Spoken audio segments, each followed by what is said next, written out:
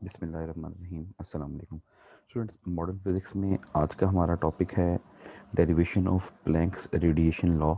और हम इससे पहले जो है वो डिस्कस कर चुके हैं कि प्लैंक्स ने जो रेडिएशन थ्योरी दी उसमें उसने क्वांटाइजेशन ऑफ एनर्जी को जो है वो सामने रखा।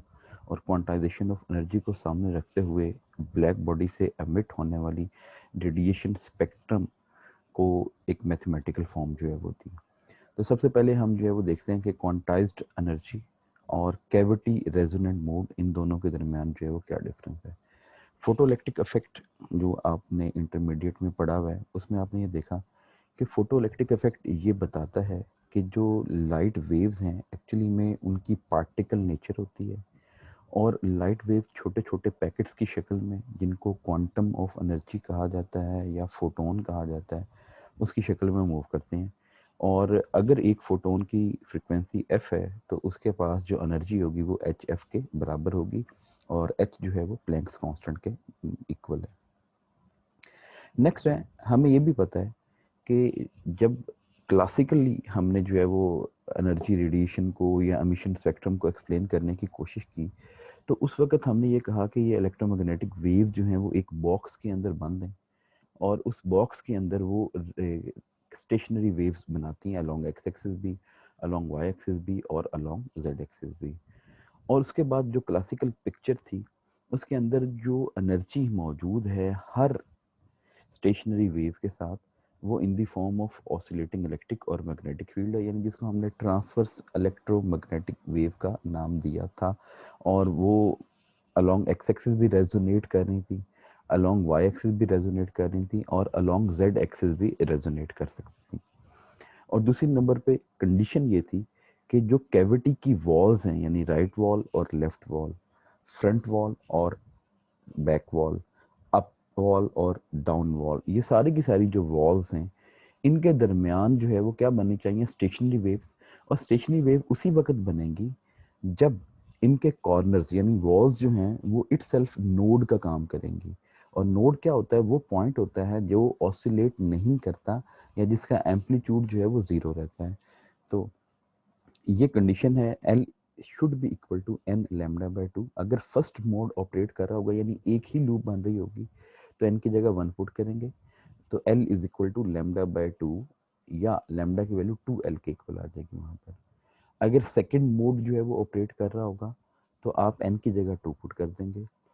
थर्ड मोड ऑपरेट कर रहा होगा तो एन की जगह 3 पुट कर देंगे। इस तरह से जो भी मोड उस वक्त वहां पर मौजूद होगा उस मोड की जो एक पर्टिकुलर वेवलेंथ होगी, या वेवलेंथ कहने की बजाय आप उसको फ्रीक्वेंसी भी कह सकते हैं, क्योंकि वेवलेंथ और फ्रीक्वेंसी आपस में इन्वर्सली प्रोपोर्शनल होते हैं। v is equal to F lambda वाली इक्वेशन आप जो है वहां पर अप्लाई कर लें, और f is equal to v over lambda, और v का मतलब है स्पीड ऑफ रेडिएशन, जो कि आप c के इक्वल ले सकते हैं।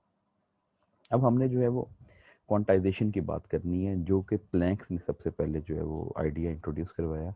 The quantization of electromagnetic radiation means that energy of a particular mode of frequency f cannot have any arbitrary value। जो ऑसिलेटर है अगर उसकी फ्रीक्वेंसी f है या कोई इलेक्ट्रोमैग्नेटिक रेडिएशन है उसकी फ्रीक्वेंसी f है, तो उसकी एनर्जी एच एफ के इक्वल ही होगी, कोई और वैल्यू वो गेन नहीं कर सकता। दूसरे नंबर पे सिर्फ और सिर्फ वो वाले एनर्जी स्टेट्स अलाउड हैं जो एच एफ या एच एफ के इंटीग्रल मल्टीपल के बराबर होंगी। यानी आप ये कह सकते हैं कि अगर एनर्जी इस फॉर्मूले को फुलफिल करती होगी तो फिर तो वो एनर्जी पॉसिबल है, और वो वाली एनर्जी आप किसी भी फोटोन के साथ एसोसिएट कर सकते हैं, अदरवाइज नहीं कर सकते। यानी ये जो n है, n एक इंटीजर नंबर है, और इंटीजर होने का मतलब ही यही है कि एनर्जी लेवल्स क्वांटाइज्ड हैं। हर दो एनर्जी लेवल्स के दरमियान एक फिक्स्ड एनर्जी गैप मौजूद है, और अगर एटम ने एक एनर्जी लेवल से दूसरे एनर्जी लेवल में जाना है तो उन दोनों एनर्जी लेवल्स के दरमियान जो गैप होगा वो इन दी फॉर्म ऑफ एनर्जी जो है वो क्या करेंगे, एक सिंगल पैकेट ऑफ एनर्जी की शक्ल में या तो अब्जॉर्ब करेंगे या एमिट करेंगे, और फिर वो अपनी स्टेट को चेंज करेंगे।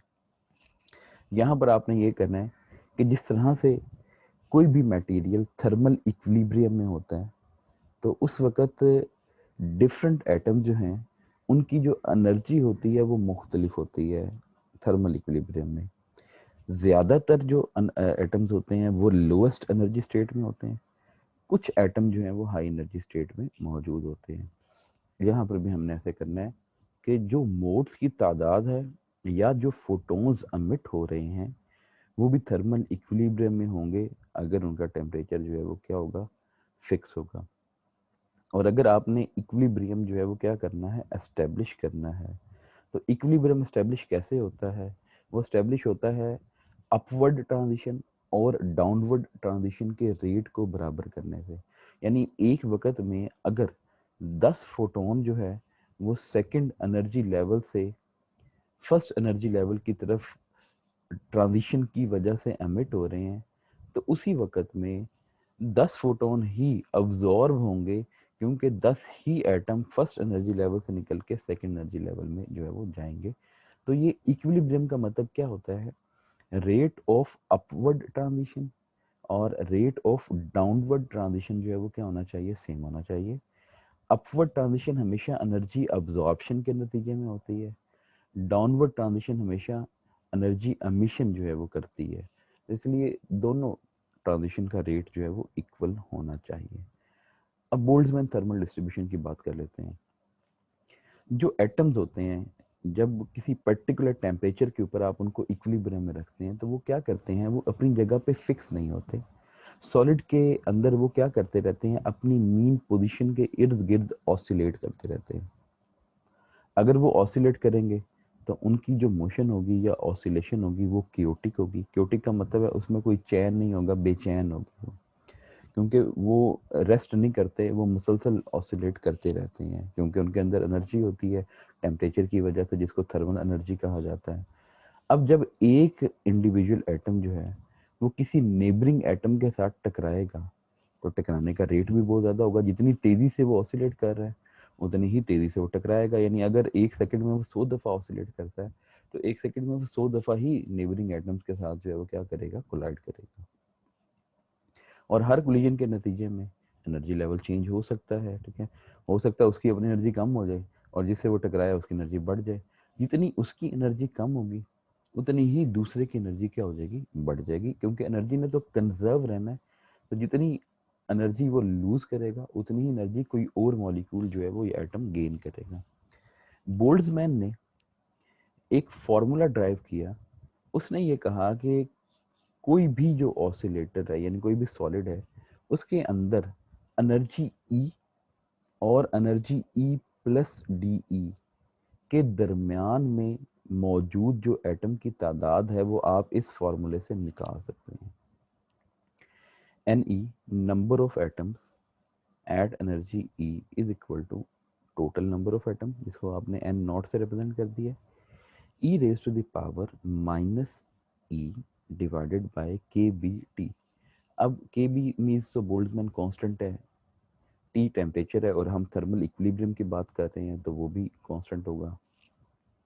एनर्जी लेवल चेंज हो सकते हैं। हमने कहा कि अगर एनर्जी ई होगी तो उस वक्त एटम की तादाद ये होगी। अगर आप एनर्जी कुछ और रख देंगे, लेट्स सपोज आप कहते हैं एनर्जी 2E है, तो यहाँ पर ई की जगह 2E पुट करना पड़ेगा। अगर एनर्जी 10E है तो आपको यहाँ पर ई की जगह 10E पुट करना पड़ेगा। और ये आप देखते जा रहे हैं जैसे जैसे ई की वैल्यू बढ़ेगी, ये जो एक्सपोनेंशियल फंक्शन है इसकी वैल्यू डिक्रीज होगी, क्योंकि ये एक डिकेइंग एक्सपोनेंशियल है और इसकी पावर में जो है वो ई आ रहा है। और जैसे जैसे ये ई की वैल्यू डिक्रीज होगी वैसे वैसे सॉरी इंक्रीज होगी, वैसे वैसे ये पूरा जो डिके फंक्शन है ये ग्रेजुअली डिक्रीज करेगा। तो इसका मतलब है अगर मैं ई की जगह 0 पुट कर दूं तो E raise to the power 0 क्या होता है, 1। तो आंसर आ जाएगा एन नॉट। तो इसका मतलब है कि ज़्यादा जो एटम होते हैं वो हमेशा लोएस्ट एनर्जी स्टेट में होते हैं।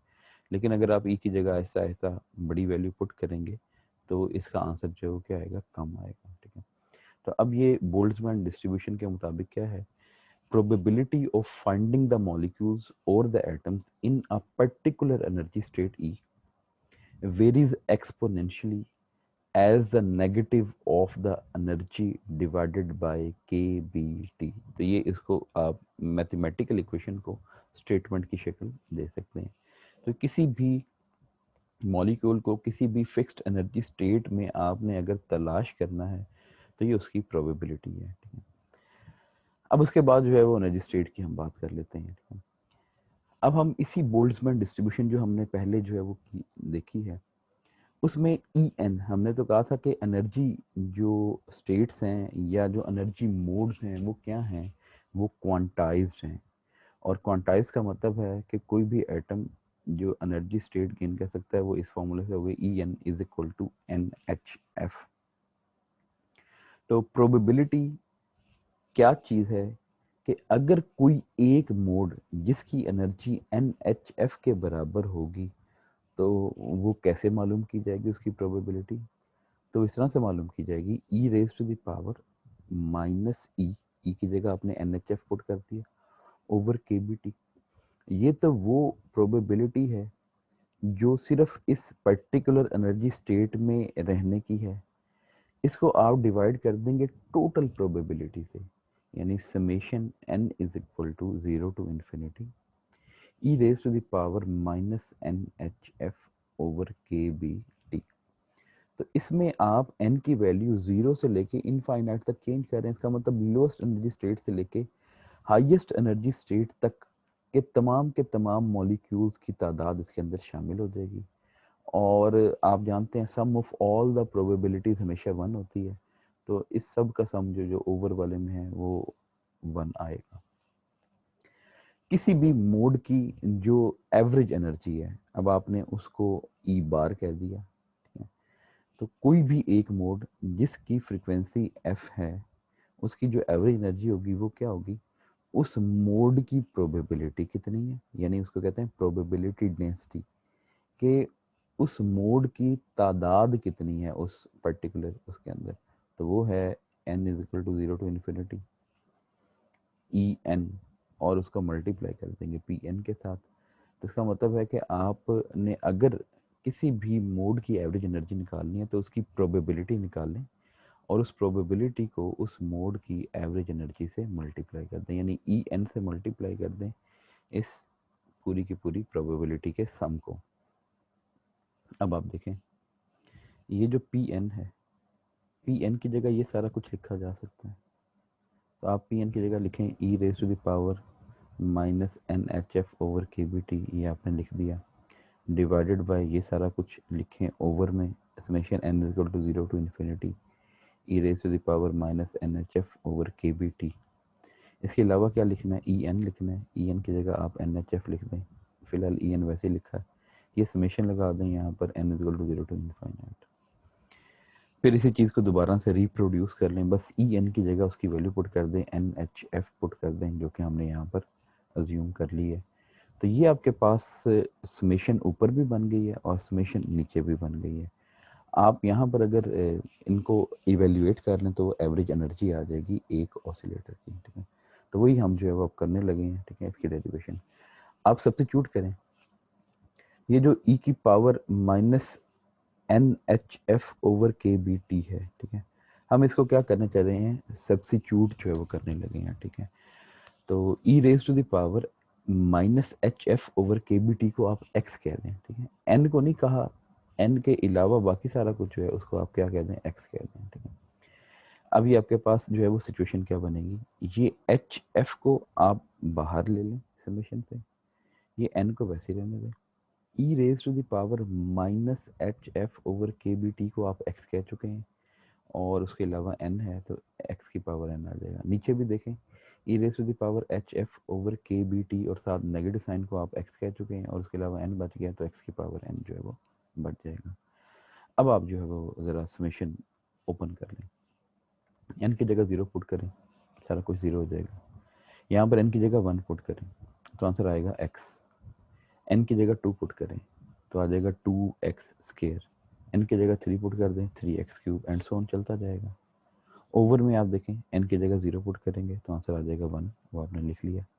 एन की जगह 1 पुट करें तो x की पावर 1 यानी x आ जाएगा, एन की जगह 2 पुट करें x की पावर 2 यानी x स्केयर आ जाएगा एंड सो ऑन चलता जाएगा।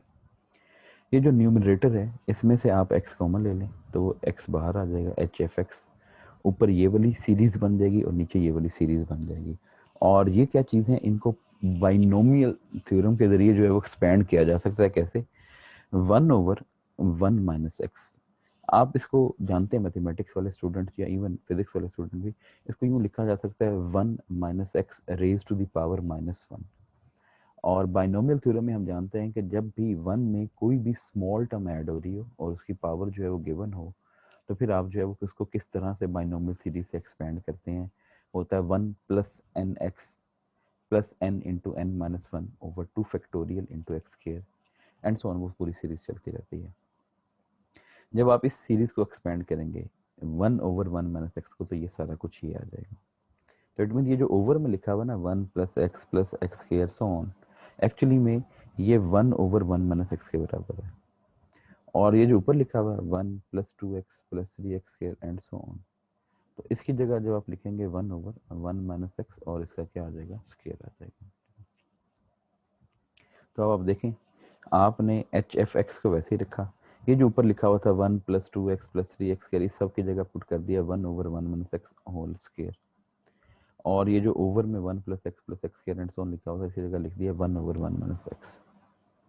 और ये जो 1/1 - x है, इससे एक पावर कैंसिल हो जाएगी, सिर्फ ये बचेगा 1/1 - x। ये जो x है इसको ज़रा ओवर में ला के डिवाइड करते हैं। ये x जब 1 से डिवाइड होगा तो x की पावर -1, और जब x इस x से डिवाइड होगा तो आंसर सिर्फ 1 आ जाएगा। अब x की वैल्यू आपके पास ये क्वेश्चन में लिखी हुई है। x की पावर जब -1 करेंगे तो ये माइनस प्लस हो जाएगा, तो x की पावर -1 की जगह आ जाएगा e की पावर hf/kBt -1। ये आपके पास एक ही ऑसिलेटर की एवरेज एनर्जी आ जाएगी। ठीक है, अब हमने इसको क्या करना है, थोड़ा सा एक्सपेंड करना है। आप जरा इसमें ना एक चीज को नोट करें, इसमें ये ओवर वाली टर्म जो है ना, इसमें e की पावर hf/kBt आ रही है। इसको भी हम क्या कर सकते हैं, बाइनोमियल सीरीज या बाइनोमियल एक्सपेंशन के जरिए एक्सपेंड कर सकते हैं। e की power hf/kBt -1 is equal to, ये आ गया सारा कुछ। ये जो e की पावर, ये समझे x है, ये जो hf/kBt है, तो e की पावर x की जो बाइनोमियल सीरीज होती है वो क्या होती है, 1 + x + x² / 2 factorial + x³ / 3 factorial and so on up to infinite, और -1, तो ये -1 आ जाएगा। ये 1 इस -1 से कैंसिल हो जाएगा, और ये जो हायर ऑर्डर टर्म है, second order term, third order term, इन सबको निगलेक्ट कर दें, क्योंकि अगर hf/kBt स्मॉल होगा तो उसका स्क्वायर मजीद स्मॉल हो जाएगा, ये और स्मॉल हो जाएगा, तो इसलिए ये वाला 1 इस -1 से कैंसिल हो जाएगा। फर्स्ट ऑर्डर टर्म जिंदा बचेगी और बाकी सारी की सारी फोर्थ हो जाएंगी। ठीक है, तो इट मीन्स ये जो e की पावर hf/kBt -1 है, इसको सिर्फ hf/kBt कहा जा सकता है, लेकिन इसमें आपने अप्रोक्सीमेशन क्या इस्तेमाल की है, हायर ऑर्डर टर्म्स को आपने निगलेक्ट कर दी है। तो अब वो जो प्रीवियस स्लाइड के बिल्कुल लास्ट में हमने इक्वेशन लिखी हुई थी, वो दोबारा से लिखी, hf/e⁻⁻hf/kBt -1 is equal to hf। ये जो ओवर वाली टर्म है इसको आपने hf/kBt कह दिया, hf से hf कैंसिल हो गया और kBt सबसे ऊपर चला गया। तो ये आप देख लें, ये एवरेज एनर्जी है एक ऑसिलेटर की, लेकिन ये उसी वक्त वैलिड है जब लो फ्रिक्वेंसी के ऊपर होंगे आप, यानी जब hf/kBt की वैल्यू स्मॉल होगी। और ये देख लें किसके डायरेक्टली प्रोपोर्शनल है, टेम्परेचर के डायरेक्टली प्रोपोर्शनल है। तो इसलिए इसको कहते हैं बोल्ट्जमैन थर्मल डिस्ट्रीब्यूशन, कि जो एक ऑसिलेटर की जो एवरेज एनर्जी है वो टेम्परेचर के डायरेक्टली प्रोपोर्शनल है, और वो सरफेस ऑफ द नेचर पे डिपेंड नहीं कर रही, सिर्फ सरफेस के टेम्परेचर पे डिपेंड कर रही है।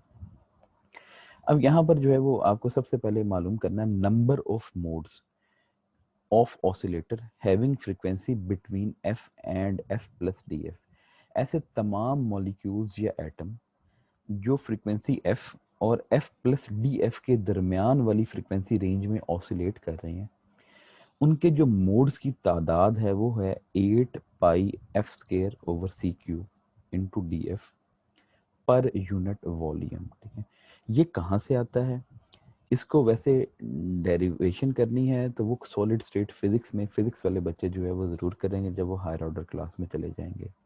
लेकिन मैथमेटिक्स और केमिस्ट्री वाले बच्चों के स्कोप में ये नहीं है, इसलिए इसको आप बाय डिफ़ॉल्ट याद रखें कि नंबर ऑफ मोड्स की तादाद, ठीक है, एफ और एफ प्लस डी एफ में ये रिले जीन्स नहीं जो है वो ड्राइव की थी, वो है 8 pi F square over C cube into D F per unit volume. अब आप एनर्जी डेंसिटी मालूम कर सकते हैं, तो एनर्जी डेंसिटी क्या है, as a function of frequency into D f is equal to जितने भी मोड्स हैं, ठीक है, उन सब की तादाद आप मालूम कर लें, ये मोड्स की तादाद है, और एवरेज एनर्जी से मल्टीप्लाई कर दें, तो ये आपके पास एनर्जी डेंसिटी आ जाएगी, ठीक है। तो number of modes multiply by energy of each mode, और फिर अगर आप उसको वॉल्यूम से डिवाइड कर लेंगे तो वो क्या बन जाएगा आपके पास, उसकी एनर्जी डेंसिटी बन जाएगी। तो आपने नंबर ऑफ मोड की जगह पुट कर दिया 8 pi F square c cube d f E bar average energy की वैल्यू ये थी h F over E raise to the power H F over के बी टी माइनस 1।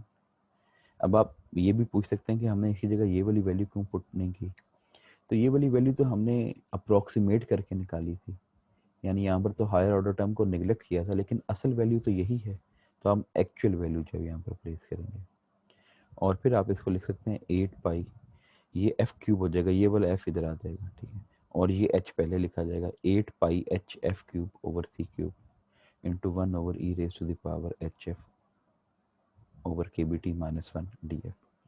ये लेफ्ट वाला डी एफ इस राइट वाले डी एफ से cancel हो सकता है, तो ये आपके पास बोल्ड सॉरी ये प्लैंक्स रेडिएशन लॉ हो जाएगा 8 pi H F cube over C cube 1 over E raise to the power H F over के B T minus 1। The energy density of radiation in this range d f is, ये अब आपके पास जो है वो दोबारा से मैंने वही चीज़ जो है दोबारा से लिख ली है। अब जानते हैं यहाँ पर जो है ना एनर्जी डेंसिटी को as a function of frequency and temperature लिखा हुआ है, लेकिन नॉर्मली जब आप स्पेक्ट्रम बनाते हैं तो एनर्जी डेंसिटी को as a function of wavelength and temperature जो है वो लिखा जाता है। तो आप जानते हैं F is equal to C over lambda, V की जगह सी लिखा है speed of light in vacuum, आप इसका डेरिवेटिव ले लें विद रिस्पेक्ट टू वेवलेंथ, तो D F over D lambda is equal to minus C over lambda square आ जाएगा। अब आपके पास देखें energy density as a function of frequency and temperature multiplied by frequency range is equal to energy density as a function of wavelength and temperature multiplied bye wavelength range, लेकिन साथ negative है। Negative इसलिए कि frequency और wavelength एक दूसरे के inversely proportional होते हैं, एक चीज़ बढ़ती है तो दूसरी चीज़ कम होना शुरू हो जाती है, इसलिए साथ नेगेटिव साइन जो आ जाएगा।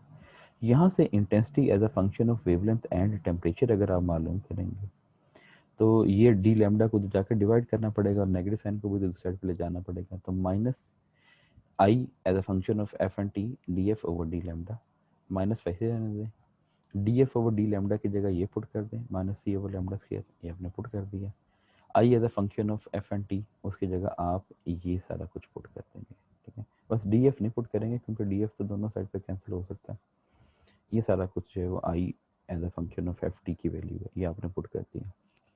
अब ज़रा आप चेक करें, ये F cube over C cube, अभी हमने कहा था सी ओवर लैम्डा किसके बराबर होता है, एफ, यहाँ से अगर आप लैम्डा की वैल्यू निकाल देंगे तो वो आ जाएगी सी ओवर एफ, तो C cube over F cube lambda cube के बराबर होगा, तो F cube over C cube 1 over lambda cube के बराबर होगा, ओवर में लैम्डा स्क्वायर पहले से ही है तो मिल के कितना बन जाएगा, लैम्डा 5 बन जाएगा। उसके अलावा देखें 8 पाई एच और सी ऊपर बच जाएगा, तो 8 पाई एच और सी ऊपर बच जाएगा, और यहाँ पर एफ की जगह आप पुट कर सकते हैं सी ओवर लैम्डा, तो ये बन जाएगा एच सी ओवर लैम्डा के बी टी माइनस 1। तो ये जो फंक्शन था, जब इस फंक्शन का ग्राफ बनाया गया तो वो एग्जैक्टली उसी ग्राफ के साथ मैच करता है जो आपने एक्सपेरिमेंटली जो है वो ब्लैक बॉडी रेडिएशन स्पेक्ट्रम का प्लॉट किया। तो यहाँ पर आज का हमारा टॉपिक कंक्लूड होता है जिसमें हमने प्लैंक्स के रेडिएशन लॉ को क्या किया, ड्राइव किया, और प्लैंक्स ने अपनी यानी जो क्वांटाइजेशन ऑफ एनर्जी वाली जो थ्योरी है उसको इस्तेमाल करते हुए इस लॉ को ड्राइव किया। तो इसको अच्छी तरह से तैयार कीजिएगा, अगर आपके जहन में कोई क्वेश्चन है तो उस क्वेश्चन को मुझसे फ़ौरन पूछिए और क्लियर कीजिए। अपना ख्याल रखिएगा, अल्लाह हाफिज़।